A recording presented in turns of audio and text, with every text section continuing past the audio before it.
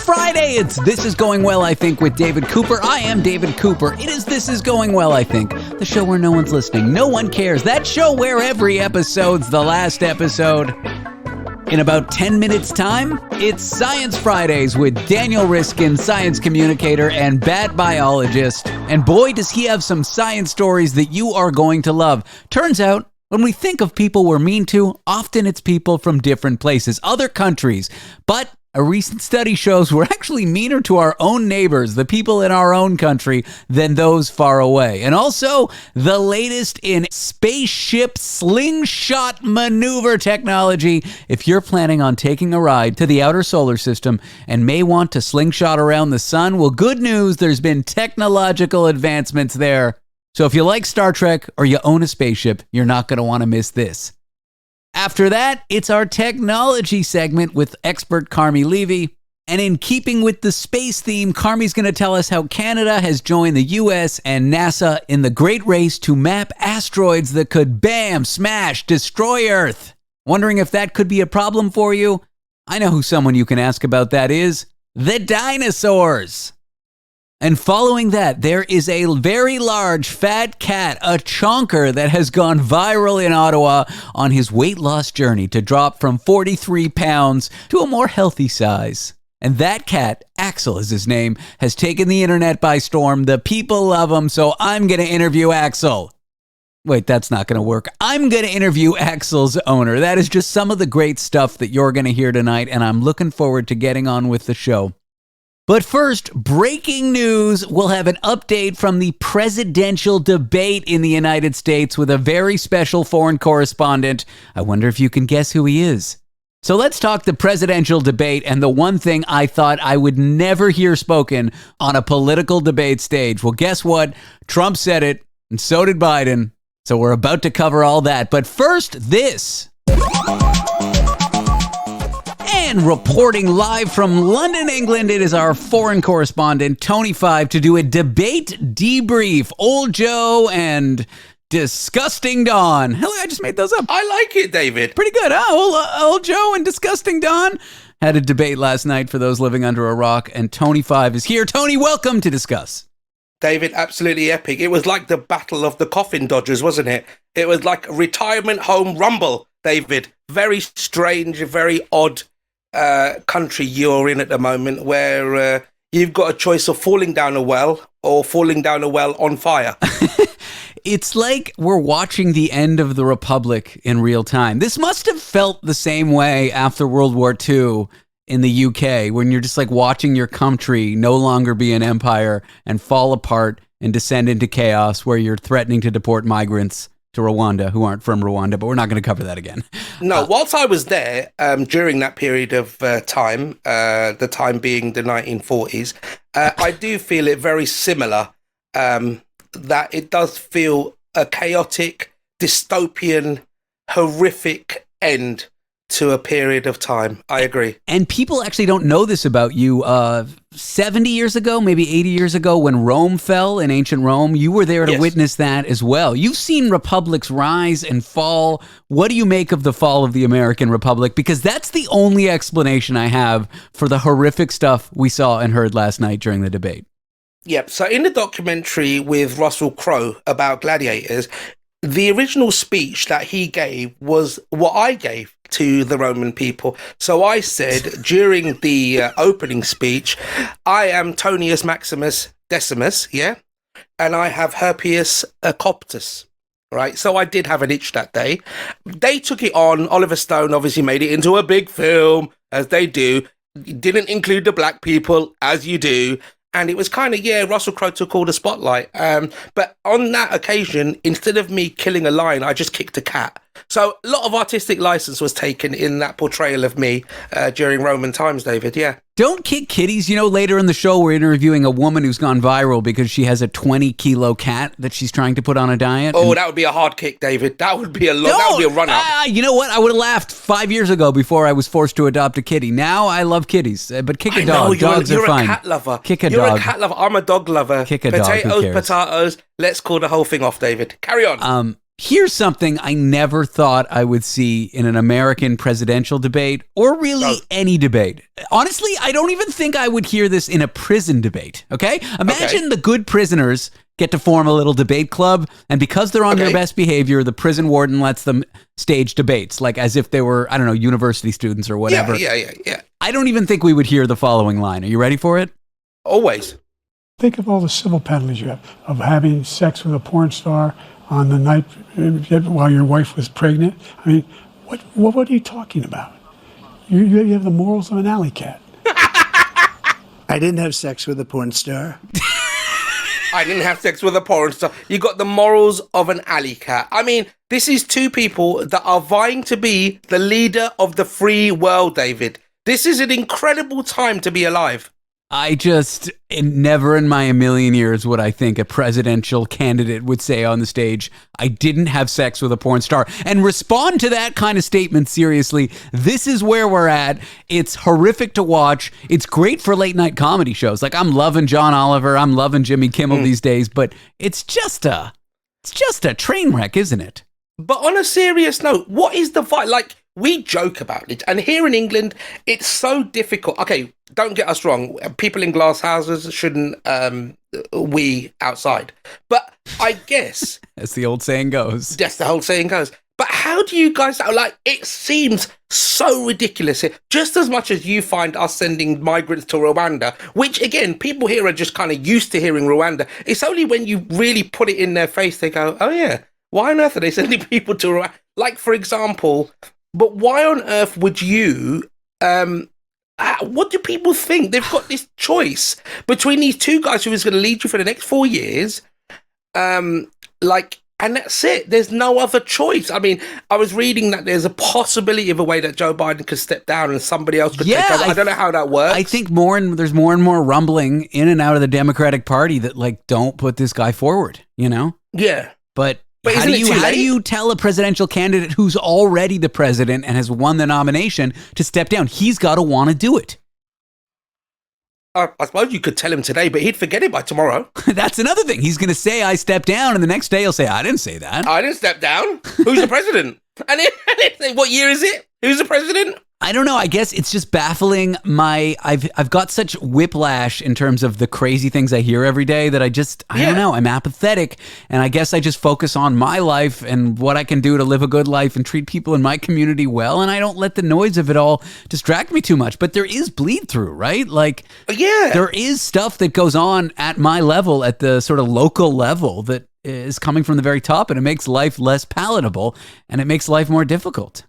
I mean, you mentioned recently that, that you had a congestion charge that was coming into New York that would have made the subway cleaner, that would have made the whole area cleaner, and it got vetoed last minute. And it's just surprising. Things that are obviously going to be beneficial to the community, the environment, the people in the place, can get overturned by no reason. And I'm wondering what will happen next year when one of these two lunatics get voted in. Corporate interests. It's a problem. Now, speaking of what I can do to take care of myself at my local level, I'm doing something tonight that I think is worth talking about. We'll break into the breaking news segment of the presidential debate.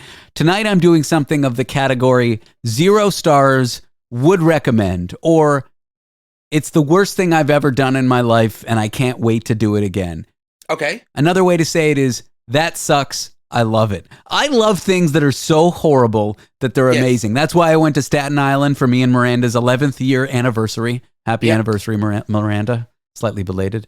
Tonight I'm going to the Blue Man Group, which may have been a good act in its heyday, but it is like, not only is it a terrible act, not only is it dated, not only is it one of those things that happened in the 90s that you look back at and say, why was this so popular? It's a shadow of its former self. It's the end of the Blue Man Group Republic. The Blue Men don't give a shit. They just show up, punch the clock, and leave. It is so funny, and it is so amazing, and tickets have gotten so cheap. It's just NYU students. It's just the worst people go. It's so off Broadway. It's so funny to me because it's a street away from Broadway, but it's like 50 blocks south of where the actual real Broadway is. So I joke and I say it's off Broadway. But yeah, it's just awful, and I'm looking forward to telling you about it next week. it used to be so popular. It was kind of like a zeitgeist thing. Everybody would know it. And I remember seeing the guys in the blue, and there was a big ball over his head, and he'd jump around and dance around and in front.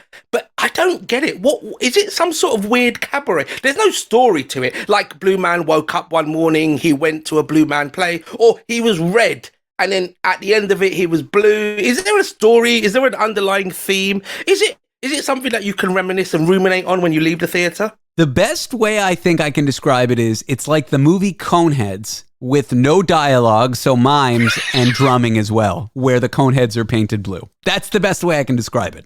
Okay, that sounds amazing. I mean, it is. It really is. 0 stars. Would recommend. It's the worst thing I've ever seen, and I can't wait to see it again.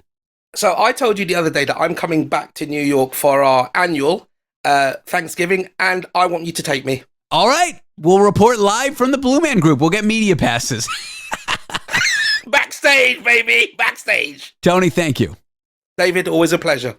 Up next, Dan Riskin to discuss how we actually like people more from other countries than our own. That really flips the script, doesn't it?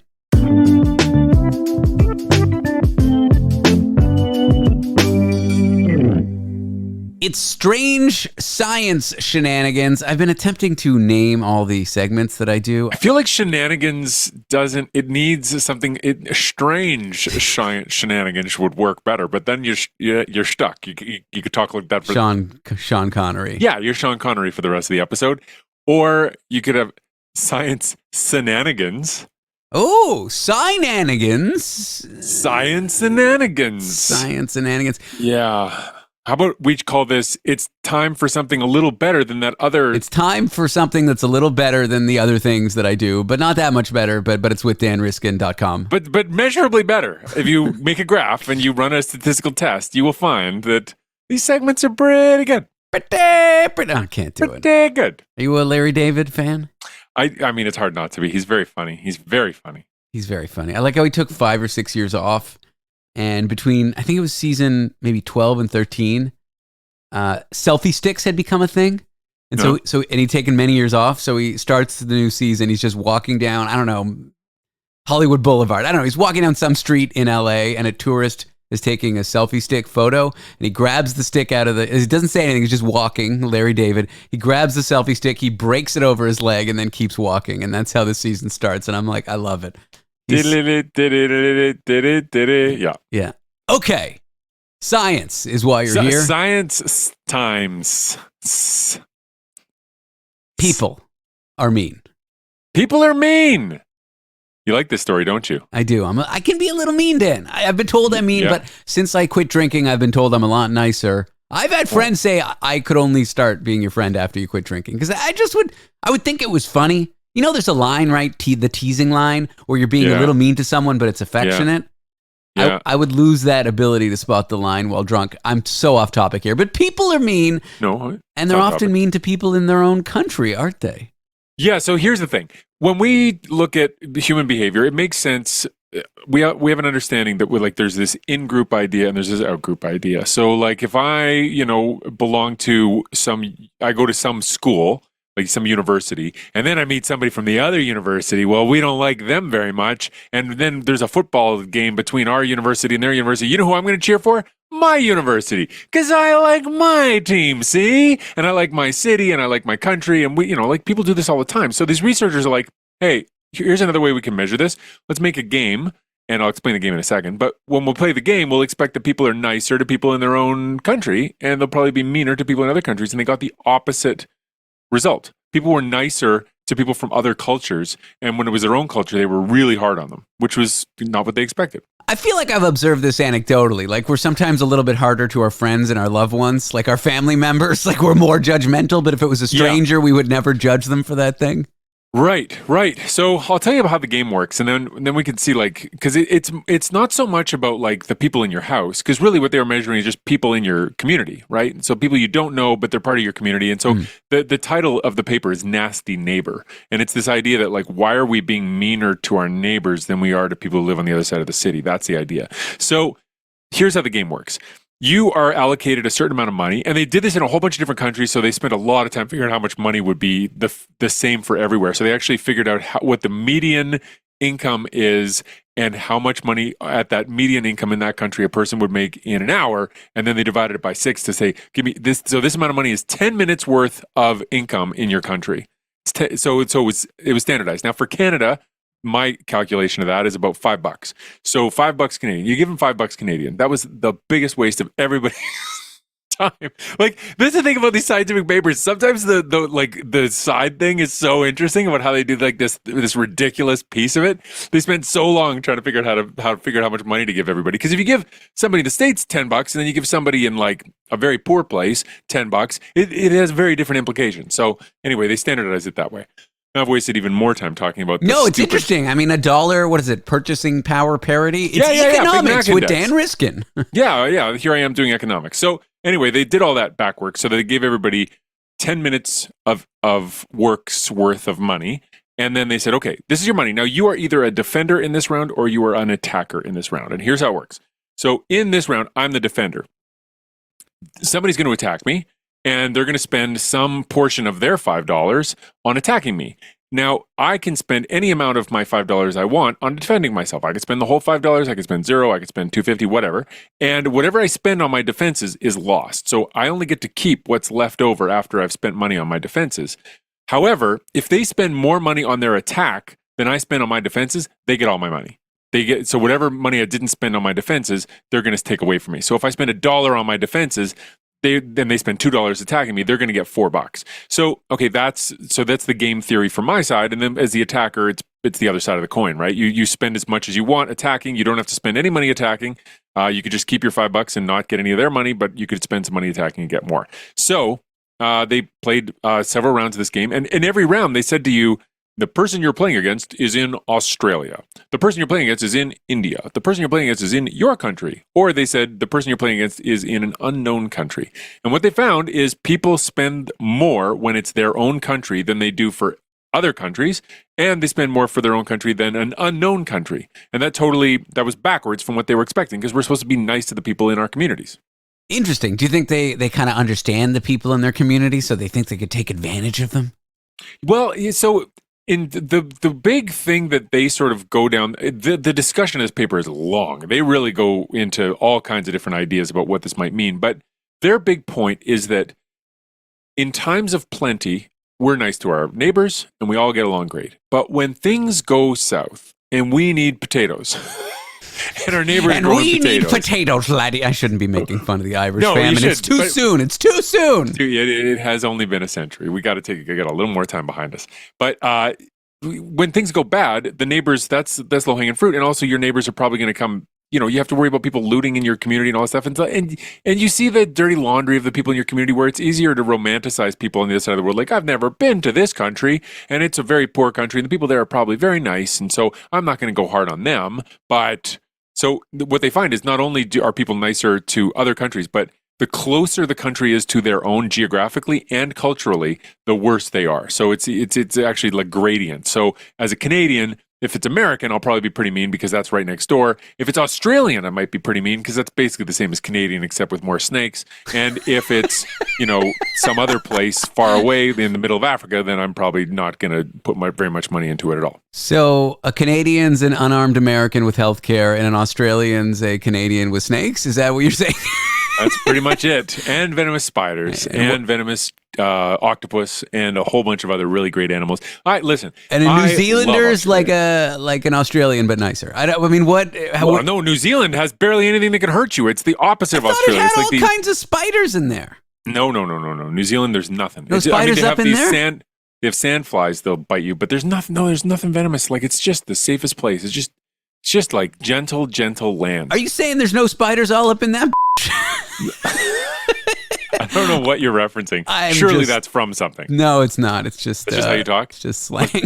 It's slang that I shouldn't be using. But well, I'm saying there are spiders. Now I want to go to New Zealand. I thought because it was so close to Australia, it was just the same. No, it's been a separate continent for so long that the things living there are totally different. And whereas Australia is this huge like smorgasbord of marsupials and other mammals and bats and all this crazy stuff, New Zealand has the only native bats in New Zealand the only native mammals in New Zealand are bats. There's a short-tailed bat and there's a long-tailed bat. And that's it. Chilinolobus and Mysticina. That's it. And I've been there to study Mysticina, and I saw Chilinolobus when I was there. Like, I've checked off the bats, thus the mammals of New Zealand. Actually, there's a funny story about these biologists from New Zealand. In New Zealand, they've got invasive possums, and so they have to kill them whenever they see a possum. And there was this story about the New Zealand biologists going to Australia for a conference, and they were all camping together and having a great time. And then this possum came through the camp yard, and one of the New Zealanders grabbed it without thinking and killed it instantly, like with his hands. Like he grabbed it by the tail and whacked its head over something. And then all the New Zealand guys were like, yeah! And then all the Australians were like, what have you done? Because it was like an endangered possum that belongs in Australia. They would be invasive in New Zealand, but you're not supposed to kill them in Australia. I don't know if that story's true, but I really think it's funny. It's good. I will get back to this nicer to your neighbors thing, but why do you think, I don't want the deep science question. I'm just like, superficial answer. Why is everything in Australia trying to kill you all the time? Like, is it just an evolutionary accident? Like, is there a reason for it? I don't have a good answer. I think things are trying to kill you in a lot of different places. It's just that we've grown numb to it. But like grizzly bears are pretty bad, and they don't have those there. They have those in Canada. Yeah, they're not friendly. And polar bears, forget about it. Yeah, polar bears. Oof. If you really, like if it came down to either a funnel web spider or a polar bear, I would take the funnel web spider. Oh, I'm scared of those things. Those things are terrifying. Polar bear? Okay, so the takeaway is we are not nice to our immediate neighbors. We're not so nice to our neighbors, and the take home is, it sounds like Yoda wrote it, but the take home is just because we are nicer to our neighbors doesn't mean we're meaner to other people. I like it. We're here doing the Science Alliance, the Science Appliance. Science Alliance is good. Although it does have a tinge of sort of a right-wing sort of piece to it, doesn't it? Just a little bit? There's just a tinge of... True. Science Defiance? Science Compliance. I like the defiance more than the compliance. How about appliance? Like it's a fridge. Love it. It's the Science Appliance with Dan Reliance Iskin. Nice. Oh yeah, I'll change my name. That's good. We're learning so much. We'll be back with more Dan in a minute.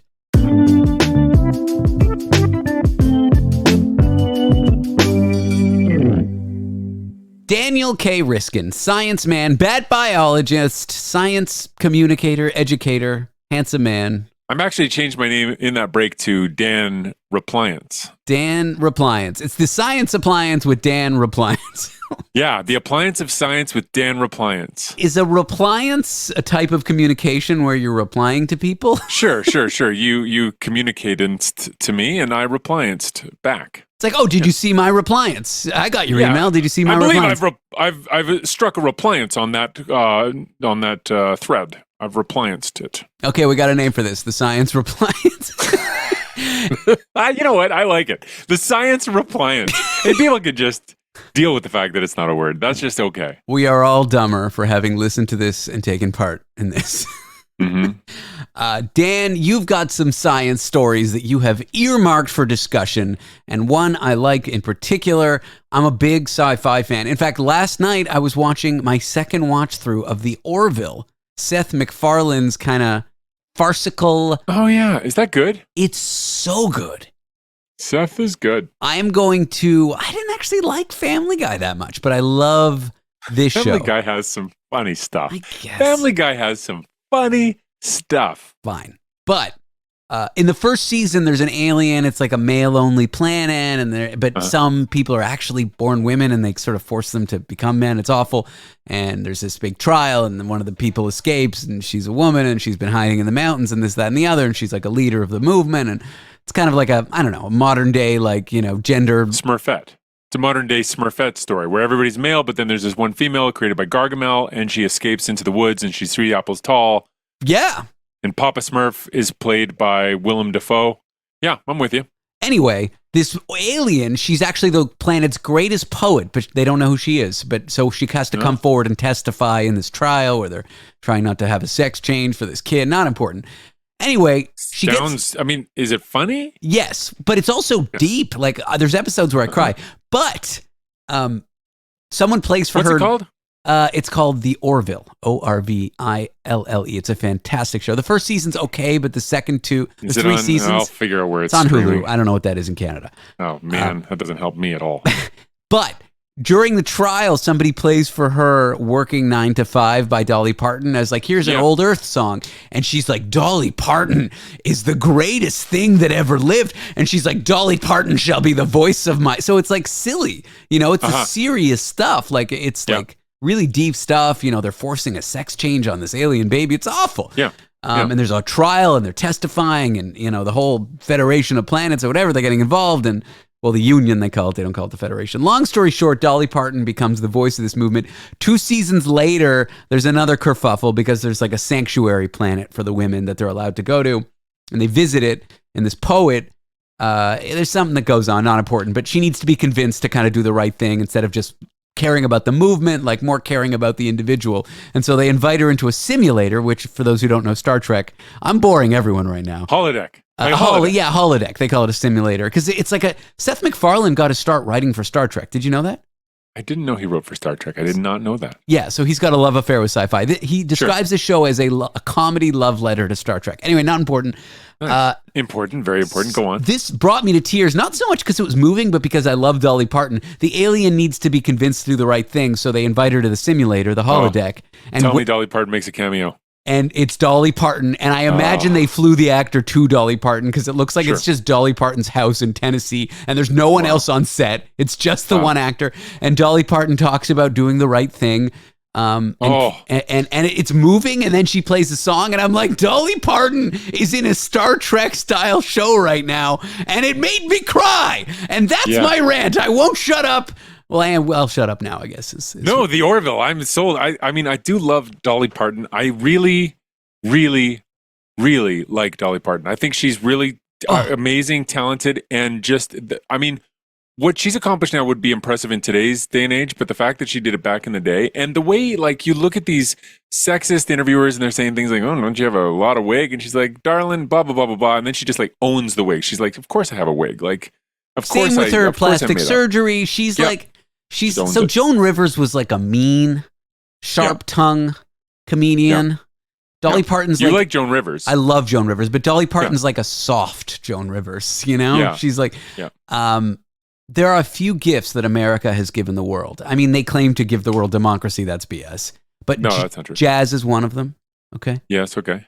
Stand-up comedy, I think, is another. Jazz has French roots too, but I guess it is American. I don't really know the history of that stuff, but I feel like it's not completely... I mean, there was some stuff, maybe it was just all being brought over from the States to France, but I feel like France had a hand in that. I mean, not New Orleans is where it was born, so it's like Creole, But, okay, all right, you're making a good thesis. I don't need to poke holes in it. It's a fundamentally American, I mean, it was born in Narleans, as they say. Yeah. I would say jazz, I would say like the Americanized stand-up comedy format, that's a really American kind of medium. I never would have thought of that. That's neat, yeah. And Dolly Parton. Those are our 3 exports. Yeah, I mean, there's also... The light bulb, I think, is a good one. Is it? Some people think it's bad. Some people have argued that the light bulb is is the beginning of the downfall of humanity because now we could all work at night, and so we all just fell apart. And how do you power these things? Greenhouse gas emissions is how. You got to burn. Yeah. There's that. Yeah. Okay. Have we got any science yet? Yeah, we're getting to it. Spaceships. I love sci-fi. Oh, yeah. One move, not really in Star Trek lineage sci-fi because they just have those warp engines. There is one. So I think it's in the original series. There's an episode because I went down the rabbit hole in this a little bit. I believe in the original series there is an episode where they do a slingshot maneuver around the sun and they go back in time somehow. Mm-hmm. They go so fast that they achieve warp speed or whatever. Anyway, they go back in time. That is not what engineers are working on, but they are working on something called the Oberth maneuver. It's the slingshot maneuver, the solar slingshot maneuver. And here's the physics of it, is that for any given amount of jet fuel or rocket fuel, which doesn't melt steel beams, by the way, just wanted to add that. It doesn't? No. Oh, well, right, of course, yeah. You had to bring it. Of course, you got to work 9/11 into this whole thing. Okay, so for any given amount of rocket fuel, you get a certain amount of force. And a certain amount of force is going to give you a certain amount of acceleration. And so it doesn't matter what your initial speed, you're going to increase by some amount of speed. So if you start out at 100 kilometers an hour, you'll be going 200 kilometers an hour. And if you start at 1,000,000 kilometers an hour, you can go 1,100,000 kilometers an hour. It's just, it's a linear increase in your speed, and it doesn't matter what your before speed is. What about the speed of light? Well, forget the speed of light for a second, because that's the Star Trek thing, and we're still moving in like non-speed of light times speed. Non-relativistic speeds. Yeah. That's what I meant. So if you are going fast, you can increase your speed by the same amount, but your kinetic energy does not always go up by the same amount, because your kinetic energy is 1/2 mv squared, v squared. And so if you're going from 100 to 200 kilometers an hour, you've added some kinetic energy. But if you go from 1,000,000 to 1,100,000 kilometers an hour, you've added way more kinetic energy for the same amount of rocket fuel. And so the thinking is, when you're building a rocket ship and you want it to go really fast, instead of using all your rocket fuel while you're leaving the Earth and going slowly up into the space, and then you're like accelerating and getting up to a speed that way, fly towards the sun, get in a tight orbit around the sun so you're going really fast, then accelerate as fast as you can with your rockets, then so you're going even faster, and then slingshot off and go in the direction you want to go. It'll take you some extra time to do that, but your speed will be ridiculously faster than your speed will be if you just fire your rockets when you're pointing straight where you want to go. So if you're trying to get to the edge of our solar system, or you're trying to get to Pluto or whatever, it's maybe better to go to the sun first, go around it a few times, and then go out to Pluto. But the only problem with that plan is that anytime you go that close to the sun, you melt. And so that's what scientists have been working on, is ways to do this that would put a big heat shield on the spaceship and would have rocket fuel that doesn't do funny things at those temperatures. That's the problem. Yeah, the slingshot. I love it. It's a big part of hard sci-fi, right? Hard sci-fi being the branch of sci-fi that tries to be as realistic as possible, you know? Yeah. And it's a place like to me, it's never made sense why going into a tight orbit around the sun and then flying out would it have any difference. But this explains it, is this Oberth effect. And it was come up, the guy, Hermann Oberth, was a rocket scientist. He was von Braun's advisor. So he's way back in old, like, not even Germany, like back in Transylvania, I think. So like way back in the day. Around World War II, he wasn't on the right side of history. So he's not, we don't sing too many praises about him, but it's a neat mathematical formula. And it's exciting that they're following up on it. Although one of the problems is you could do the same thing with Jupiter and you'd get some of the same benefits, and you don't need a heat shield and you don't need special rocket fuel. And so maybe just do it with Jupiter and forget about the sun. Jupiter's already pretty big. It's at least half as big as Earth, and probably more. It's maybe even bigger than more than twice the size of all the other planets combined, I believe is what it is. 2.53 times the size of all the other planets, the mass of all the other planets, I think is what it is. You're calling Jupiter fat. You're saying Jupiter needs to go on a diet. Jupiter's got a big old butt, for sure. Into it. With a red spot on it, no less. We are here with Dan Riskin for Science Reliance, a segment about science with definitely all the words in the name of the segment being words that exist, that we didn't just make up. For the appliance of science, you can reliance on the Science Alliance. I hate you. We'll be back with more of him, and we'll talk face blindness. If you can't recognize faces, it might cause you some problems in your social life, but those problems might not be the ones you think. You won't believe what you hear next. Do you like when I do clickbaity outros? Where do I click? Where do I click? Where do I click? 10 reasons you might be face blind. You won't believe what happened to Donald Trump next. You won't believe number 3.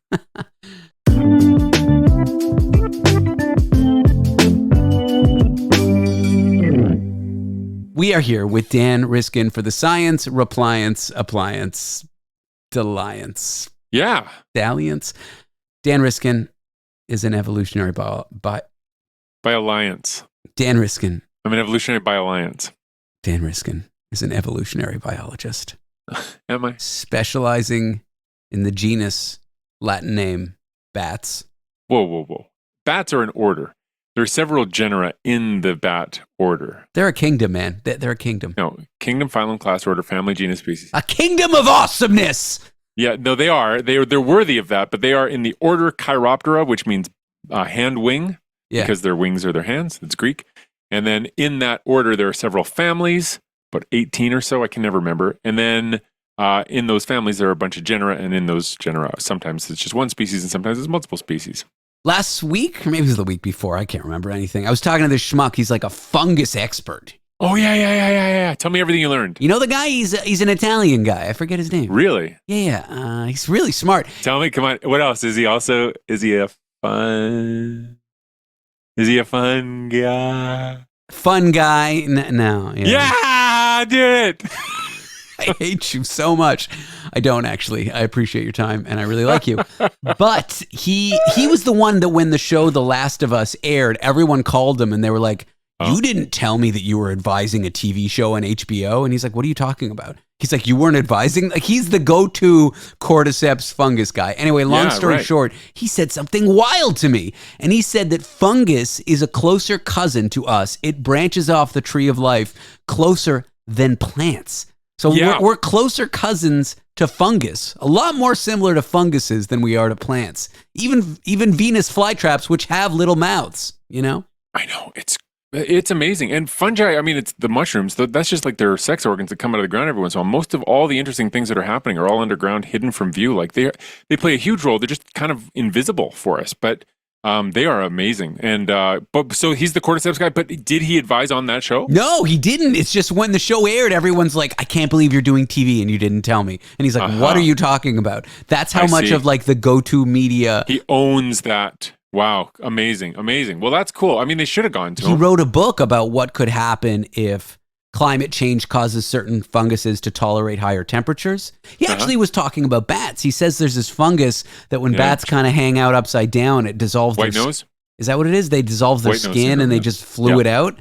But if you revive them to a higher temperature, they just cure. Like even if they're in the throes of death, if you bring them back up to a normal temperature, their immune system can kill the fungus. So the fungus stops growing if it's warm. Yeah. But the bats, they are not necessarily fine. And the thing is that they need hibernation every year and the fungus doesn't go away. So it just waits for them to cool down again. But the fungus up until recently was below the temperature of what bats hibernated at. It's evolved to be hotter, I think. Oh, interesting. And that's so interesting. I didn't know that piece. Just a small example. But he's saying there are funguses out there that we may not know that if climate change causes them to adapt, it could be a pandemic. Like it could be an epidemic. It could kill us. And fungal diseases are worse than viruses and other things because they kill 100%. Like they don't like stop when like people don't have resistance to it. And so a few people survive and then they're immune to it. Like you see with other kinds of diseases like smallpox and stuff like that. It's with fungi, they wipe out things. And so they've wiped out a whole bunch of species of frogs, the chytrid fungus, and the bat one is really scary too, and we're doing our best. Our bat biologists are trying to fight that one. It's tricky. It's tricky. Okay, we definitely are on topic here with face blindness. Yes. I have mild face blindness, which is to say I have trouble recognizing people's faces. I recognize their voices, I recognize the context, but like I know my barista by first name. His name's Greg, downstairs at the coffee shop. I saw him walking on Houston and he said hi to me. That's a street near where I live. And I was like, and he's like, you don't know who I am. I'm like, he's like, I'm Greg. I'm like, oh my God. People think I'm rude. So, but a nice thing is I'm friendly to everyone usually. So when people say hi to me, I say hi back. And then when they walk away, I go to my girlfriend. I'm like, but there is a different look that you give that's like, I know you or I don't know you. Because if you don't know somebody, you don't say hi back the way. Well, I just go, hi, I do that to everyone. So that loud? My girlfriend always knows, but she always knows so what she'll say is, I'm Miranda, what's your name? Did I tell you what happened in Ottawa when somebody said hi to me? What happened? So I was coming out, I'd been at this event, and so I was dressed in my like Daily Planet clothes. I had like a sport jacket on and a collared shirt. And so I was kind of like as recognizable as I can possibly be. And sometimes people come up and they say, oh, I know you from the Discovery Channel or whatever, especially if I talk, they know my voice. But I'm standing at this corner and this woman comes up and she says, why do I know your face? And I said, because I'm on TV. And she says, is that it? And I said, yeah, I'm on CTV. She said, what's your name? And I said, Dan. I said, okay, all right. Okay, I like you. I'm gonna walk with you. And then it quickly became quite evident that this was not somebody who recognized me from TV. It was just a creepy woman who was like just trying to like hit on me or something, or like. And then I like kind of got my situational awareness, and I realized I was like right by this area where a whole bunch of people were like under a bridge doing drugs, and like all of a sudden the whole thing went dark so fast. I was like, Ew. And then I'm being followed by this woman, and she's like, hey, and I'm like, I gotta go. Like running away, rolling my suitcase because I'm headed to the train station, like rolling my rolly, like trying to get away from this woman, and like ducking into a mall, and then I had to duck into like a hat store, and then I like went out the back side. Like I was like running away from this woman I was scared of. It was quite funny. And I stupidly said my name. Like, what's your name? You're not supposed to say that to a stranger when they say, what's your name? You were like finally getting the recognition I deserve for all those hard years I put in at the Discovery Channel. Yeah, it serves me right for thinking people would know me from my work. Yeah. My mom is this very fancy, like poised Jewish woman. She's got, her face. Clara. Yeah, she's had some work done. She's like a fancy Jewish lady. Okay, she's like from a Woody Allen movie or something.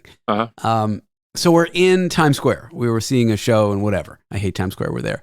This woman who's like my mom's analog. Like I'm surprised this woman isn't already my mom's best friend. Walks up to us, stops my mom. Okay. And what do you think someone would say if they sort of recognize someone but not completely? Don't I know you? Okay, sure. Okay. I thought maybe she would say, Deborah? No. That was my guess. This woman walks up to my mom and says, do you know me?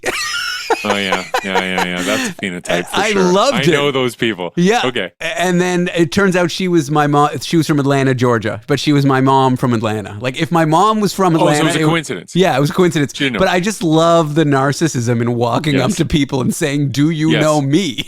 I remember when I was a kid learning how to use a phone. This is when people had, like, there was a phone in your house that everybody shared. And so if it rang, you had to pick it up and say, Riskin residence, Daniel speaking. That was what I was taught to say. And so I would say that. And so as I got older, I started getting cooler because my friends would call and they would make fun of me. So I just pick up and say hello. And then it's well known that the person who's calling has to introduce who they are. Yes. They have to give context. But my friend's mom, she'd be like, who's this? And I would just be like, you can't. It's not. I'm not telling you first. It's not how that works. Yeah. Yeah. So anyway, then I'd have a standoff with my friend's mom. It didn't go well. But, no.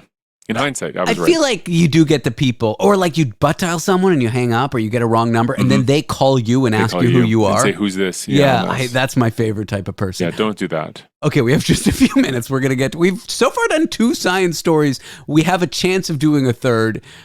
Face blindness, bad at recognizing faces. You'd think this would be a detriment to people's social life, and it kind of is, but maybe not the way we think. Yeah, so I would have expected that if you are bad with faces, that you shy away from social situations like a party where there's more faces to know and more people to remember. But it turns out that the data from this new study show that people who score very poorly for face blindness or have, I guess, score well for face blindness, who have a hard time with faces, they tend to feel they're just as likely to be as extrovert as an introvert. It has no influence on that. And if you ask them like to make a list of all the people they know a little bit, their list is the same size as people who recognize faces really well. But where there is a difference is give me a list of your close friends, like the people you spend like quality time with. That list is shorter for people who have a hard time with faces, which is not what you'd expect. But they think it's because you meet somebody once, and then when you meet them that second time, maybe you miss an opportunity to follow up because you didn't recognize that that's the person you met last night at that party. And so you just never really get to that next stage of the friendship where you've seen each other in 2 different contexts. Here's my list of close friends that I see and like. Dan Riskin, end of list. I really like starting lists by... I'm a little worried for you. I like really starting lists by saying one item and then saying end of list. It's one of my great jokes. Here's my theory. If you're at a social situation where you don't know anyone and you're at a social situation where you probably know a lot of people, the response is the same. Oh, I'm in a sea of faces I don't recognize. Whereas if you can recognize faces easily, it's very apparent to you that there's strangers everywhere. When I'm at a party, it kind of feels the same. Without talking to someone immediately, it kind of feels the same if I know anyone or don't. Like I guess. Do you like parties? I mean, they're okay, but it's the same vibe. Like when I'm in a room full of people I know and a room full of people I don't, there's not that much different about the room. I think for people who recognize faces, maybe a room like that is like more intimidating or more anxiety inducing. I don't know. It's a crackpot theory, but yeah. I wonder if it makes you more comfortable on stage. Yeah. I always describe anxiety is a superpower because I'm just as anxious to talk to you right now, Dan, as I am to perform in front of 1,000 people. I'm always at a 10. I'm always ready to die, and the world in existence is always painful for me. Wow. I'm sorry. No. But at least you'll have lots of acquaintances with your face blindness. It's only good friends that you'll be short on, and who needs those, really? Existential pain is the short version of why I'm here talking to you today. Dan Riskin, it's the Science, Reliance, Appliance, Defiance Hour. For 30 minutes. Thank you. Thank you. Yeah. I'll talk to you next week, I hope. No, you won't. I'm out. I'm not going to be here. I'm not going to be here. Okay, fine. I'll talk to you when I talk to you next. Another time. It'll be another time. Is that what I say? I'll talk to you another science. Another time. Oh, I hate you. I'm just trying to rhyme, man. I know. It's not easy. Science is not the best. It's not the best rhyming word. No, I should have been a plumber. Does anyone ever call you Dan the Science Man? Yes, I have been called that. Mm-hmm. It's low-hanging fruit. It is. Or Discovery Dan for a while there. Okay, bye. Bye. In a few minutes' time, Carmi Levy, tech expert, is going to tell us all about Canada joining the United States' effort to map asteroids that could smash into the Earth and kill us all. So don't change that dial. I will stop saying that eventually.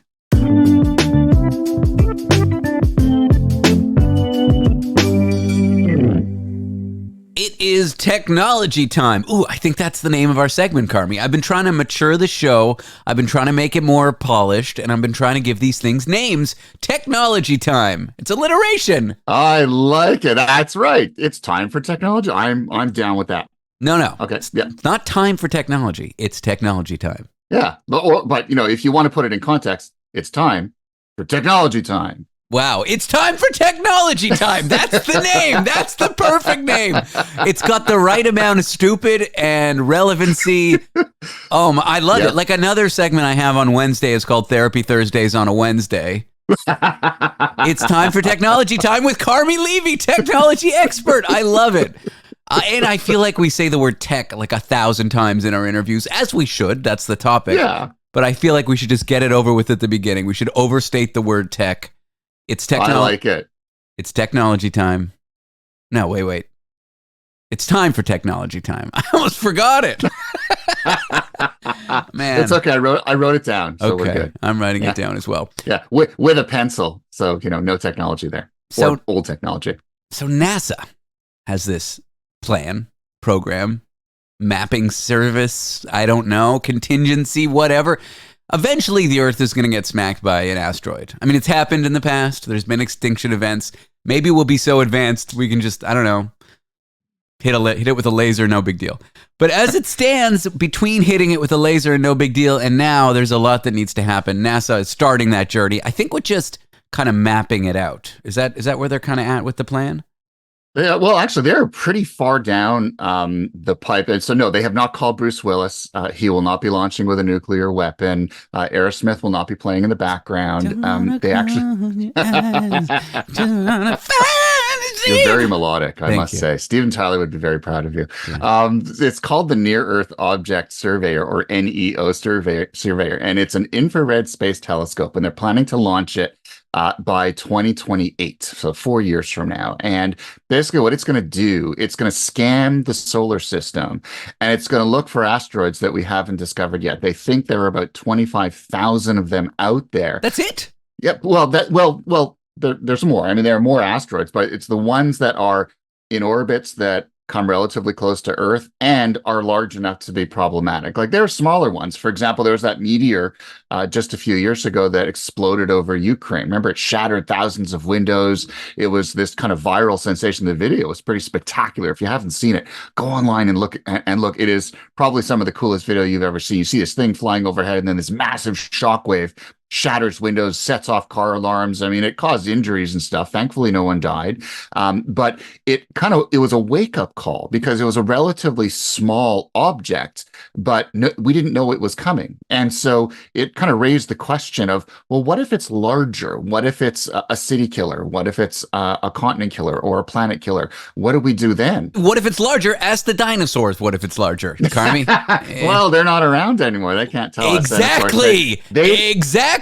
And they didn't have an infrared space telescope, whereas NASA does. And so they're planning on launching it, and they're working with a bunch of countries, including Canada. So Canada has joined this effort. Canada is going to be contributing technology to it. NASA already had a mission a couple of years ago called DART, where it stands for Double Asteroid Redirection Test, where they smashed an impactor into an asteroid to see if they could knock its orbit off just a little bit. And the theory is, if you know that it's going to come to Earth at some point and you get to it early enough, you can move its orbit a tiny, tiny amount so that it misses the planet. And so that's the idea. So this telescope will identify those asteroids that are problematic, and then we'll get candidates for maybe sending a mission for an impactor to move it before it threatens Earth, which is kind of that's the deal. If we can do something about it in advance, so no, Bruce Willis, your services will not be required, but we will smash it out of the way, and that will be enough. Not quite as spectacular as Hollywood, but just as effective. And if we don't figure it out, obviously, no other story matters because life on Earth as we know it ends. So I would say this is a pretty decent investment, or at least worthwhile. Unless climate change gets us first, right? Well, you see, climate change is like the frog boiling in water. It's little bits and pieces, the temperature going up, a little bit every year, till eventually the water's boiling and it's too late. Whereas an asteroid hit is, kind of immediate. You don't know what hit you, and it's over in a blink. So, either one is probably a bad thing. We should probably continue to invest in climate change and addressing climate change, because obviously that is a good thing. But we should also make sure that those immediate threats like asteroid hits are on our radar, that we have the technology to detect them, and we also continue to develop the technology to do something about them once we've detected them, run the math, and confirm that, yeah, this one is going to be problematic. I saw a video about that. The frog actually jumps out of the pot. I'm just saying, it's a fallacious. It's a smart frog. It's a fallacious idiom, fallacious metaphor, fallacious simile. I don't know. I like idiom. Idiom, because I'm an idiot. That's especially because one letter you can have lots of fun. So you say idiom in conversation, that gets people's attention. I like ideating for like coming up with ideas. Yeah, you idiate because you're an idiot. Yeah. Most people would agree in my case. I know Most some people definitely. say ideate, but I say idiate. I like idiot. I'm going to start using your version. It's better. So Teslas, smart cars, electric cars, I feel like there's such an emphasis on putting everything digital, every single feature digital. Like the thing has no mechanical parts that are actually usable. It's all just one screen. It's all just touch buttons. Great. What happens when your battery dies? Well, your car doesn't work. Fine. What happens when your battery dies and there is a toddler in the car in a hot area? That's a problem. That's a serious problem. And that happened in Arizona. Big problem. Grandma takes her 20-month-old granddaughter to the zoo. And after they're done, she's putting the little girl into her car seat. And as she's doing so, she kind of, and parents know this all the time. Grandparents do this all the time. She moves away from the car and the door closes behind her and it locks. And unfortunately, the 12-volt battery that controls the windows and the locks, so not the big battery that recharges and drives the car, but the one like you would have in any other car that powers the accessories, it was dead.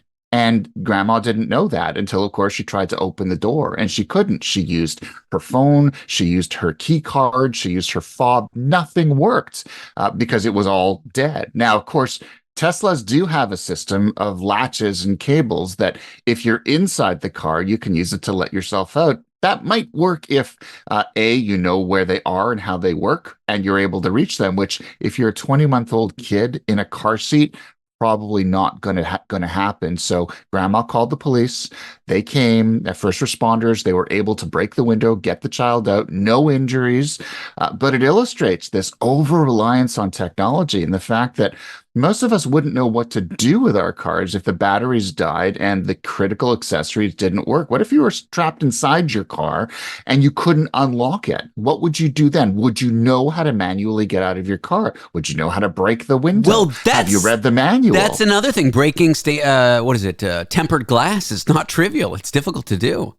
It is. It absolutely is, because it's designed not to injure you in an accident, but it also makes it harder to egress the car. And a lot of people, myself included, we carry glass break devices in the glove compartment, or even just keep a hammer in there, whatever works for you, and know that it's there and ensure that whoever rides in your car knows that it's there. Also include a seatbelt device so that you can cut through the seatbelt in case you're in an accident and the seatbelt doesn't release. And we know full well that when the electronics go wonky, these things happen. Doors don't open, seatbelts don't release. So we've got to figure that out. Your fob, most cars, inside the fob, there's an actual mechanical key, because most cars today, when's the last time you used the key to get into your car or to lock it or unlock it? Most of us don't know that it's there. We should take the time to figure that out, just in case that happens. Why you isn't don't have Tesla, to wait. why aren't they just make like a backup mechanical like most cars? because that would cost that's money, that's engineering, and that isn't required by most federal legislation in most countries, including the US and Canada. They're building vehicles to legislated minimums. They don't engineer anything unless they're required by law. That would cost money. That would cut into their margin, their profit. So that's what it's all about. The car adheres to all safety regulations in the US and Canada. Could it be safer? Yeah. Is the company engineering it to be safer? No, because they don't have to. Welcome to Capitalism 101. Yeah, it's weird. Do you know, I lived in San Francisco. It's the, I don't know, car theft capital of the United States. Yeah. And I have a motorcycle. I'd park it out in front of my apartment, and once a month, someone would rip out my spark plug, break the thing in half, and that would be it. They'd leave the broken spark plug in my engine block. I took it to the shop to get fixed. I learned how to fix it myself. One day I asked a friend who's in the car industry why the ceramic in the spark plug, when you shatter it with just like a pair of pliers, it turns into these little shards. And ceramic shards break tempered glass. So all you have to do is carry a few little rocks of ceramic in your pocket, and you can just chuck them in a car window lightly, not even hard, and it'll shatter immediately. That's what's at the tip of your window break thing. So if you're ever in a pinch, grab a spark plug, break it in half, and there's your window, your poor man's window breaker. I don't know why I told that story, but well, because we want to help the car theft industry expand. No, we don't. Nah, it was just a non sequitur, and I like to hear my own voice talking. That's it. We're here with Carmi Levy. It's time for tech time. Is that it? Time? It's time for technology time. Time for technology time. Okay. Or just technology time. No, I like it's time for technology time. It's hard to remember. I don't know. My brain's not working today. We'll be back with more of him and more stories of the day, including men who ran a Netflix clone. It was pirated. They got busted. I guess piracy's bad.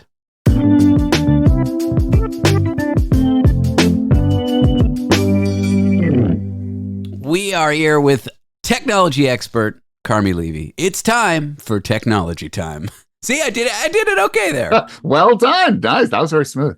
Okay. I have strong opinions on piracy because I think it's odd that if I went into a bakery right now and I asked the staff in the back, I'm like, here, I'll give you $50. Give me your secret recipe. Okay. And they did it, Yeah. And then I opened up a bakery across the street and I started copying their recipe. Okay. What do you think would happen to me, Carmi? You'd probably get sued by the owner of the bakery. Exactly. I would get sued. Yeah. Most cases of copyright infringement, most cases of stolen intellectual property end up in court. But for some odd reason, if you copy a CD or you copy a movie or you pirate a TV show, you're going to jail for 20 years. And it's the record lobby, the TV lobby that have really pushed these laws. And for whatever reason, those advertisements we would see at the beginning of the movie, you wouldn't download a car or whatever they would say, you wouldn't steal a car, don't steal a movie. And it's well, if I could just copy the car by touching it, and then a copy would be next to the car, yes, I would steal the car. And it wouldn't affect the owner. So look, I know piracy steals money out of corporations' pockets, and I'm not saying there shouldn't be recourse.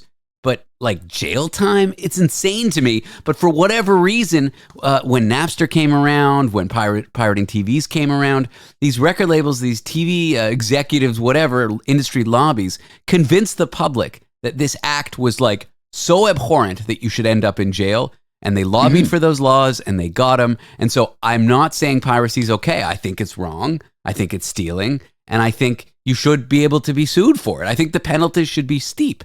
But I don't think people should be thrown in jail for that. Just like the baker shouldn't be thrown in jail for what they did. That's my rant. No, I agree with you. I think copyright laws and laws around intellectual property are designed to protect the interests of those who've created that intellectual property in the first place, and that the system exists for a reason, so that a writer, a musician, a movie director, or producer has a reasonable chance of carving out a career and generating revenue off of the things that they create. And I think we all agree that that's a good thing. That's how we ensure that there are movies for us to watch, that there's an incentive, a motivation for someone to actually create it because there's money in it. Because if there isn't money in it, we're not going to be getting new songs on Spotify. We won't be able to download new content or stream new content because no one's going to be interested in it. They won't be able to make money at it. So, in this case, the industry years ago, when pirating of music and pirating of movies through downloads first became a thing, the industry decided to make an example of the early perpetrators. And then an interesting thing happened. It faded from public view because we stopped downloading content and we started streaming it. And it almost seemed that piracy disappeared. If they were smart enough to figure out streaming then, people wouldn't be thrown in jail for copying a record, Exactly. If the industry had used the right technology. They spent their money trying to lobby for these laws, and it's ridiculous, yeah. That's right. Instead of making a better mousetrap for consumers. So now we have streaming services like Jetflix, and that's the one that's sort of in the news now, where they download a bunch of content, throw it on a server, and then charge subscribers a monthly rate, $10 a month to see all this pirated content. They got caught, and now they're going to be, spending a bunch of years in jail. I think one of them is going to jail for 5 years, and the others are going to jail for about a year when all is said and done. So again, it's the industry sending a message. If you do this, the punishment is severe. Does it match the crime? I think there are a lot of other crimes that merit long jail terms, certainly not this, but you do have to find some kind of balance in order to allow the industry to be sustainable. This is also an industry that's under increasing threat from AI. And so you got piracy on one side, AI on the other, and you have content creators wondering, how am I going to build a career in this crazy landscape? There has to be a better way. So, no one really wins here, but at the end of the day, piracy is still something that needs to be dealt with. The question is, how big is the hammer that is going to take care of it? I don't know. The TV and record industry. I mean, I guess I like good high budget shows, but I'm not sure the logic of okay, if we aren't able to throw people in jail for creating an illegal streaming service, then you won't have the TV you like. It might be a fallacious argument. I don't know. Yeah, I can think of other reasons for people to be put in jail. Certainly not for pirating. For them to get sued, I'm all for it, and I think we all should be. Otherwise, those high budget TV shows, we're not going to get any more of them. I don't know. Okay, fine. Let's move on. I'm like, okay, slightly lower budget, and with the technology of VR stuff getting more accessible and cheaper, really, you won't need big special effects anymore because computers will just be able to do it all. Yeah, but will it be as entertaining as what we have today? We seem to like the high budget shows. We like CGI. Yeah, we do. But how much of that high budget is just going in really wealthy actors and really wealthy, movie executives, executive producers' pockets? How much is actually going to the artistry of it, the writers? Do they really need that insane salary? That's a really good question. And I think it begs the question, can technology disrupt an industry that probably needs a little bit of disruption, right? Is there a way for smaller players, really creative kids working in their garages, maybe, to come up with high budget content, really cool TV shows and movies on a budget so they don't need the backing of a studio so they can creatively market it on social media? Would we watch that? Hey, if it's just as good as what Apple and Disney and Paramount are able to bring us, I think I might be into it. Who knows? Maybe that's the next big thing in entertainment. If the industry wasn't so monopolistic and didn't reward the very, very few at the top, whether it's actors, directors, producers, whatever, so much, and then there's nothing left in the pie for everyone else, maybe then I'd be a little more empathetic to say, oh, piracy is really cutting down to your bottom line. But as it stands, I think the industry's broken. I don't think piracy is the problem. I think greed is. But that's me. I want to go over what, if you want to respond to that, you can. I don't want to make a wild claim. I think you're absolutely right. I think there needs to be a better way to allow innovation to see the light of day, and for the monopolistic players to not dominate all others to the degree that they do. Look no further than Spotify, which was supposed to be this, platform that democratized the process for musicians, allowed them to find an audience. And what has it done? It exploits musicians even more than the studio system that it was designed to replace. So technology didn't quite solve the problem the first time. Maybe it can next time. Wait, you're saying if I get 0.000007 cents for one stream, I'm not going to be rich? You know? Yeah. Try keeping the lights on with that kind of income. Not going to happen. If I multiply that by 1,000,000, I'll have $70. Okay. Oh no. Ooh. 70 cents. Sorry, I forgot to carry that. Don't spend it all in one place, David. Okay. We've got about 3-4 minutes. I do want to do one more story because this is really interesting and uplifting stuff. There's a new system that can help identify potential heart attack sufferers using AI. How does this all work? Yeah, this is really cool. This comes to us from researchers at Oxford University, and they noticed they were tracking data from the National Health Service, or NHS, and they noticed that a lot of folks showed up at the ER, but 300,000 people a year with severe chest pain. They got CT scans to sort of find out if there's something fundamentally wrong with their heart, or if maybe they just had indigestion. And only 20% of the folks who were actually scanned showed obstructions. The other 80% were sent home. Don't worry, you'll be fine. And in many cases, they ended up having heart attacks and were either, suffered further medical issues or died. And so, as it turns out, sometimes when you feel that pain, it's your arteries that are inflamed, and a CT scan won't pick that up, but AI will. And so what they did was they looked at all of that data and they started digging into it, and they realized that CT scans are not effective, but AI can sort of do a much deeper dive into the data and ensure that people who show up at the ER with chest pain are given the help that they need and have a better diagnostic experience. In other words, they're not going to send people home only for them to die later because they couldn't detect the inflammation. This is AI, and this is a perfect example of how AI takes something where people were dying and it gives them a chance. It's just like a few months ago, there was a therapy that was discussed by researchers that showed that they can detect Alzheimer's 7 years before current methods. And the problem with current methods is by the time it's detected and diagnosed, it's too late to do anything about it. Whereas with the new AI detection of Alzheimer's, they actually now have time to do something about the disease. And so this is yet another one of those examples. We rage on AI all the time for its dystopian future of potentially extinct, leading to the extinction of humanity. But in this case, it's leading to really major medical changes and benefits to people who otherwise would have died if they didn't have this kind of intervention. So I think this is one of those cases where we should be directing more funding, more research to it. People will go home healthy instead of what's happening now. It's no longer time for technology time because technology time has come to an end. Carmi, thank you for your time. Thanks for giving me the time for technology, David. I appreciate it. I love it. And thanks for sharing that story. Wait, very quickly, does the AI look at the CT scan and it can kind of infer deeper things than the people? Yeah, the AI does like a deeper dive because it's able to find trends in the CT and in other diagnostic tests that sort of highlight the fact that there's inflammation there. They were able to identify markers of inflammation that an individual doctor looking at a few scans probably would not be able to determine, but looking at a massive data set using automation, you could. Thanks again, Carmi. Appreciate it. Thanks, David. Carmi Levy is a technology expert. In a few moments' time, a little pussycat in Ottawa, Canada, named Axel. Well, he's not so little, is he? He's gone viral because he's 43 pounds. He's on an inspirational weight loss journey, and he's taken the internet by storm, capturing our hearts along the way. I will talk to Axel's owner, and you're going to love what she has to say about that chunky cat.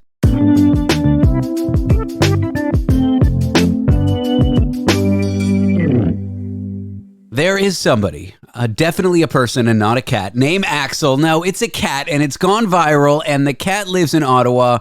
And the thing about Axel is he's on a wonderful journey, a heart-rendering, heart-moving, heart-warming, that's the word I'm looking for, journey of losing weight. Axel is a sly 43 pounds. I don't don't know how I feel about the word chonker to describe heavy cats. There's mixed feelings about it. Seems a little rude, but I guess people use it. I am here with Axel's mom, Christine Seguin. Christine. Yes. Hi. I'm excited to have you on the show. This is very exciting. I just found out before we started taping, you like radio, and I guess you've heard me, you've heard my peer Jim Richards. You're a radio head. I'm a Radiohead. Yeah, I'm a proud Radiohead. You know what? I'll take the beatings from my kids. It's not as cool, but it's coming back. There's a comeback for radio and podcasting. So I'm all here for it. I don't believe you, but having been in this industry, but I'm glad you're here for it. Let's not talk about us. Let's talk about Axel. Do you want to share the story about how you found your cat, Axel? What inspired you to take on a cat that needed to have special care to go through a weight loss journey, I guess? Yeah, so I'm the director of a nonprofit rescue called Ferdinand and Friends in my spare time. And it's kind of sad, but there's a listing on Facebook, a program that pulls cats from shelters and connects them with rescues. So cats that are either on euthanasia lists or cats that need extra support, like medically. And of course, a cat his size, a weight loss journey is a long journey, and the shelter just couldn't keep him there. So he was posted as, can anybody intake this cat? And I saw him there, like the second day, nobody picked him up. The third day, he's still on there on the listing. And I'm like, you know what, let's go for it. I thought he was 19 pounds, not 19 kilograms. And then I actually reached out and I got his medical records and I'm like, are you sure? Is there a typo? I mean, in the pictures, it's really hard to grasp like how big he really is. And then like, nope, that's accurate. He's 19 kilograms. And I'm like, oh, I've done weight loss cats before, but not like the morbidly 600-pound life cats. So I'm not sure how this is going to go, but we took him on and picked him up in a parking lot and here we are. Like all great connections in life, in a parking lot is the way to do it. Parking lot meeting, yeah. Maybe awful to think about, but I think it gives people perspective about how important it is to adopt pets. I myself hated pets, never would have adopted pets. Then a cat was foisted on me by my girlfriend 3 years ago. Now I love cats, I gotta say. The distribution network is going to give you another one. That's how it works, right? The cat distribution system, they just show up and... I was walking by, we wanted to get an older cat, like an old lady cat who was very sweet. She later got adopted, but just to introduce me to cats, get someone who's a little more secure, set in her ways, reserved, easygoing, fly on the wall kind of thing. And we're walking by this little kitty's impoundment, I don't know, cage, room, whatever. Yeah. And he just starts meowing at us like crazy. We get in there, he destroys my shoes in the most hilarious way. And I'm like, I hate this thing. And then he jumps up on my shoulders and he keeps meowing in my ears and he's so friendly, won't stop bashing his face against me. I'm like, this is the most annoying cat in the world.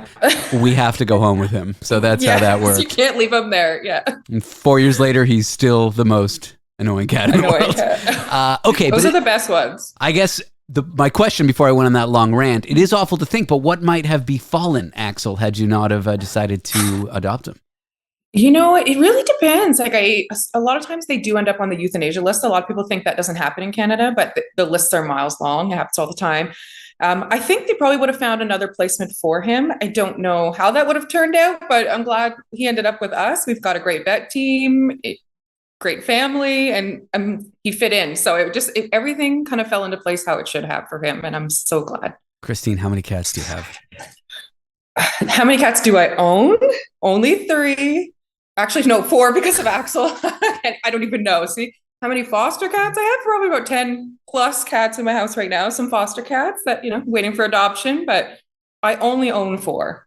Okay. I don't like when people ask me how many pairs of glasses I own. I get her, I knew a guy whose grandfather owned racehorses, and he's like, "Don't ever ask my grandfather how many racehorses he has." It's okay.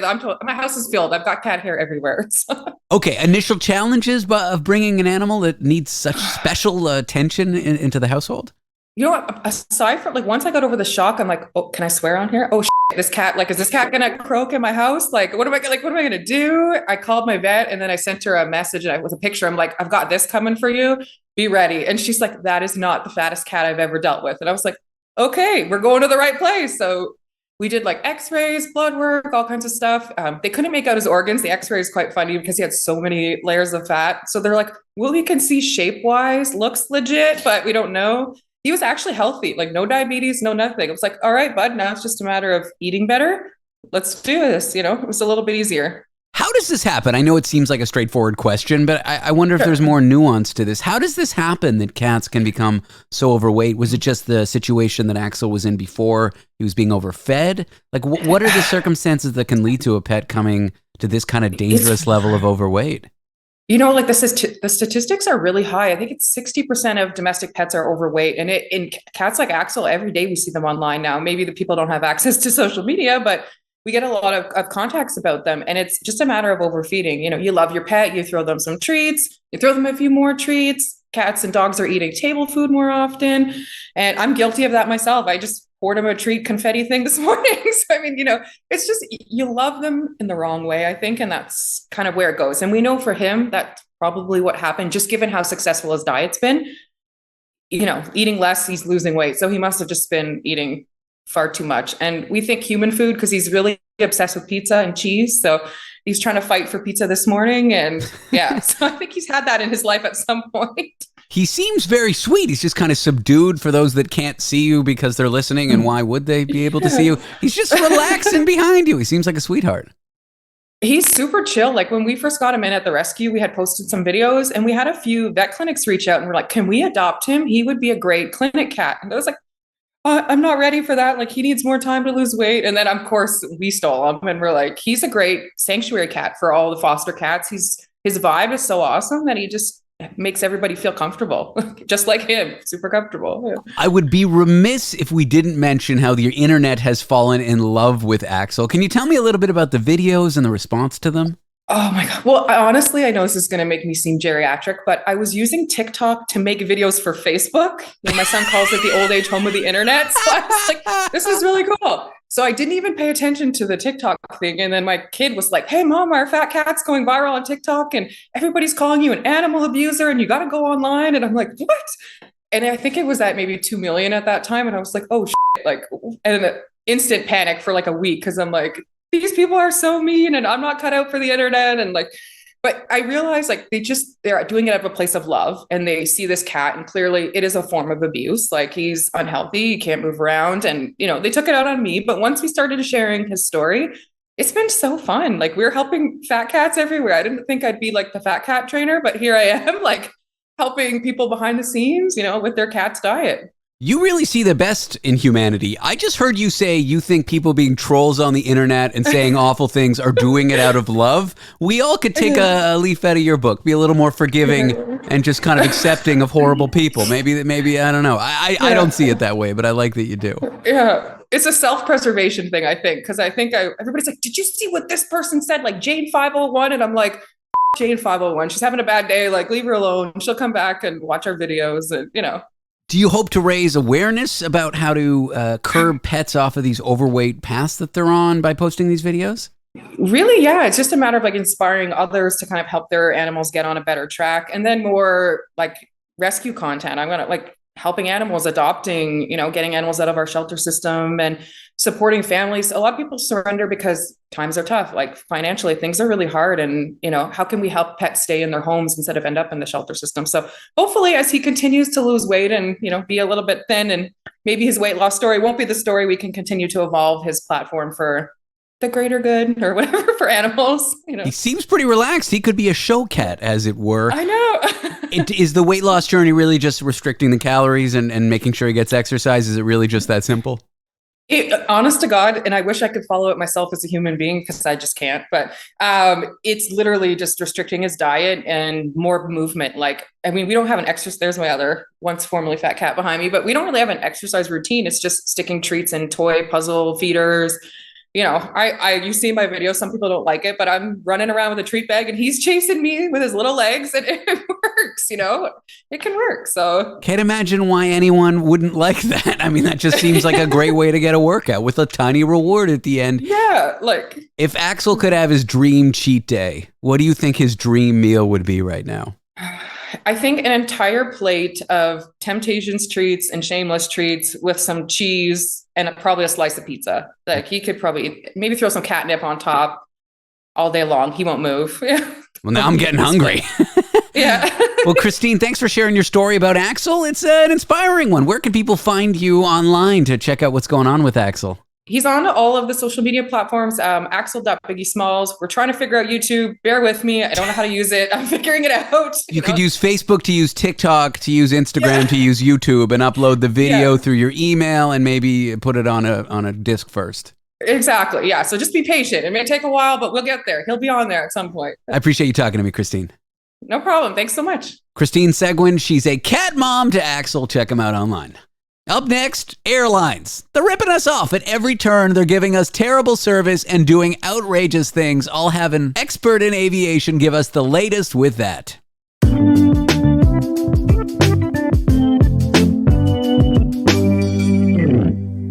We are here to discuss what is going on with the air travel industry. Why do things seem to go from bad to worse day by day? We're here with faculty lecturer and programs coordinator of Supply Networks and Aviation at McGill University. His name is John Graddick. John, thanks for chatting with me today.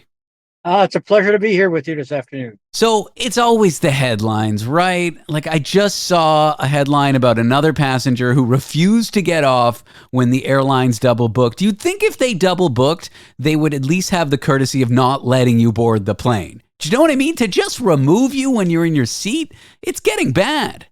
Yeah, I think that, we got a bunch of rookies that seem to be working the flights these days, and the gate agent should be the one that would not allow this passenger to go down the bridge head to get on an airplane if that passenger hasn't got a seat. So, that there seems to have been a breakdown in terms of the processes. Typically, airlines would not allow a passenger to get beyond the gate area to get on an airplane if they have no seats, and they would, keep that passenger away from, the interior of the airplane or dealing with the flight attendants. So I'm not sure what happened. So it's not the way it should be done. You'd think airlines wouldn't do this anymore after the United PR nightmare where the guy got punched and arrested. I think they ended up settling out of court. You'd think they just at least, forget about overbooking, which is bad, and I want to talk about that in a second. But you think they wouldn't let people board. Okay, let's talk about overbooking. Why does it happen? Why do airlines do this? Like, is it just corporate greed? No, it's corporate greed. Of course, it's all about corporate greed. It's about maximizing, the revenue and the profitability of operating a flight. When passengers book and get tickets, there are occasions where passengers don't show up, and they don't show up for a variety of reasons. They miss their connection, or they're taken ill, or whatever. They're holding a seat. They've got a ticket. They don't show up. Therefore, the seat goes empty. And so that's every seat that goes empty on an airplane. Airlines get really anxious about it. It's a lost opportunity. It's not as if it's a can of soup and you keep it on the shelf to sell tomorrow. When the seat goes empty, you're losing profitability and revenue. So what the airlines tend to do is they try to forecast how many people would not show up on a flight. And based on that forecast, and every flight is different, they would basically oversell a flight with X number of seats, X being the percentage or the number of seats that would represent people that probably won't show up. And it's a forecast. It's all about probabilities. So if you know statistics and probabilities, sometimes you win, sometimes you lose. And sometimes when you forecast 5 or 6 open seats because people are not going to show up, guess what? 3 of those people do show up. So you've oversold the flight, and now you have to basically provide some compensation and some protection for those passengers on the next flight. But the passengers do get compensated for it. They do. So that lost opportunity of an empty seat, I feel like when I was growing up, this would be a consumer benefit. I'd get on a big plane, it would be empty, it would be luxurious, it wouldn't be crowded. But now with computers and really improved computer algorithms doing this forecasting, almost like machine learning, AI, that kind of stuff, it seems like every flight I get on, no matter when, it seems like every seat's always taken. Airlines are really trying to squeeze that last bit of optimization out of their routing nowadays. We're not seeing empty planes like we used to do. No, you're talking about, in my days when I was, at Air Canada, many, many moons ago, but typically we'd say a good average load factor for the airline was about 78 to 80%. And we'd be happy with that. Right now, if you have an average load factor under 94%, people will be on your case pretty quickly. Why isn't it higher? So yeah, the airlines are really, squeezing capacity as much as they can and filling up those airplanes to the best of their ability. So going on with this computer theme, WestJet, a Canadian airline, just announced they are adding a fee if you book over the phone. Is this just to try to squeeze more out of consumers? They don't want to have a person involved in the booking at all? Yeah, they're trying. They're trying every trick. They're trying to use every trick in the book. They're basically, it's called unbundling or debundling, as they say, and it really is taking existing conditions of fares and taking those conditions and making them optional for passengers. And probably in the most cases, keeping the same fare, but taking off services that you would normally expect to be included in that fare, and now making those services optional. So, you have seat selection, you have advanced boarding passes, you have Wi-Fi, you have meals, you have, change of flight itineraries. All of those things were part of the flight fare equation, and now they're taking them off and making them optional, so that they're saying, for all intents and purposes, that we're giving you the choice of a really low fare, supposedly, and you just, you take a la carte shopping. You decide what you want over and above that seat fare. And so if you want advanced seat selection, $30. You want to talk to an agent, $25.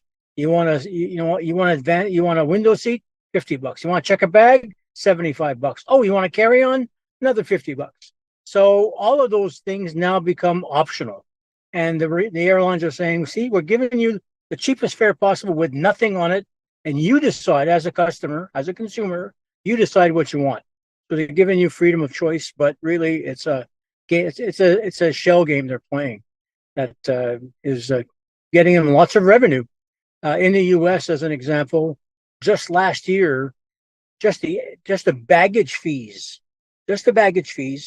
generated over $33 billion worth of revenue for the airline industry.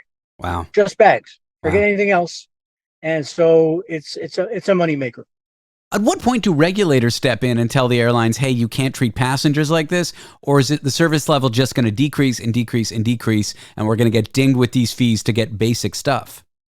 We are living in a deregulated environment. Canada deregulated aviation 40 years ago, I think. 40 or some odd years ago. When they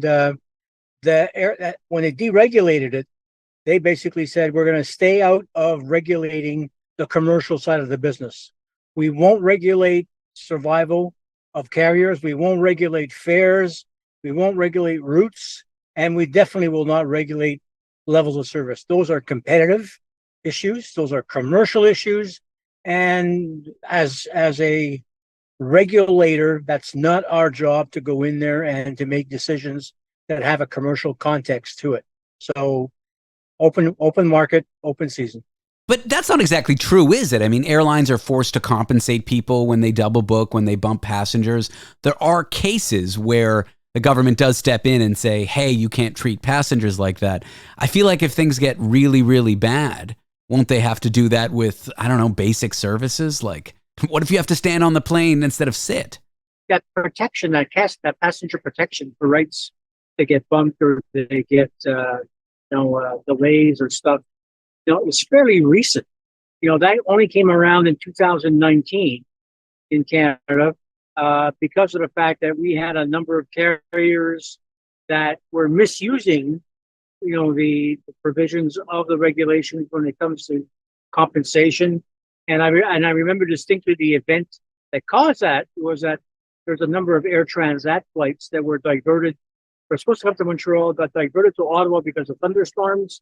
And they sat on the runway in Ottawa in 32-degree temperatures for 5 hours, no meals, no nothing.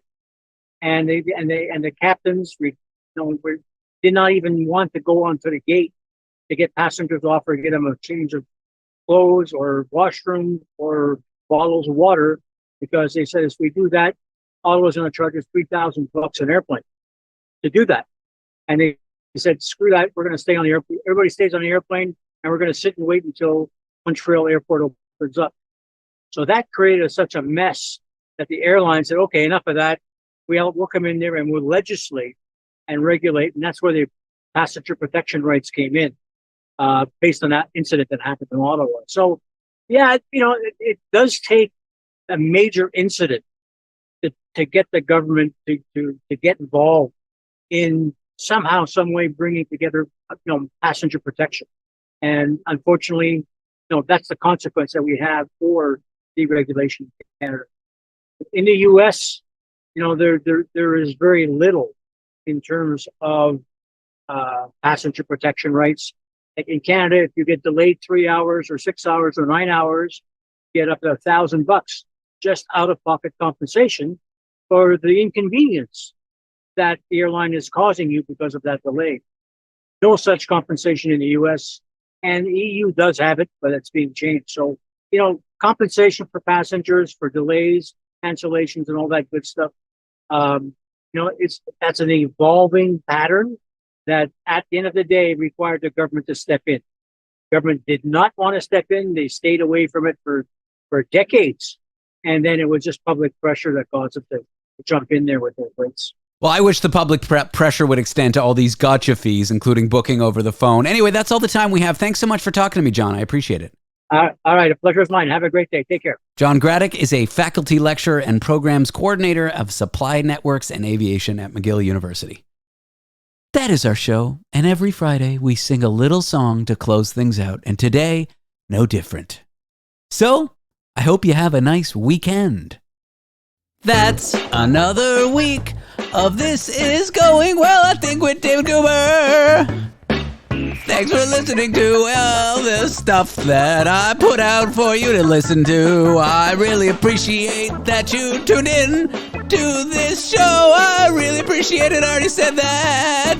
I hope you have a nice weekend and you see some of your family members if you're not estranged from them, because you should see your family or not. I don't care. I hope you will listen next week. If you don't, I won't do anything, because I'm not the boss of you. I'm not the boss of you, so do whatever you want. This Is Going Well, I think, is the name of the show. I should have probably stopped singing minutes ago, but here we are. I'm gonna continue for the rest of this 2-minute track. Regrets, I have many of them right now, but I don't know if I can stop singing yet. Okay, I can now.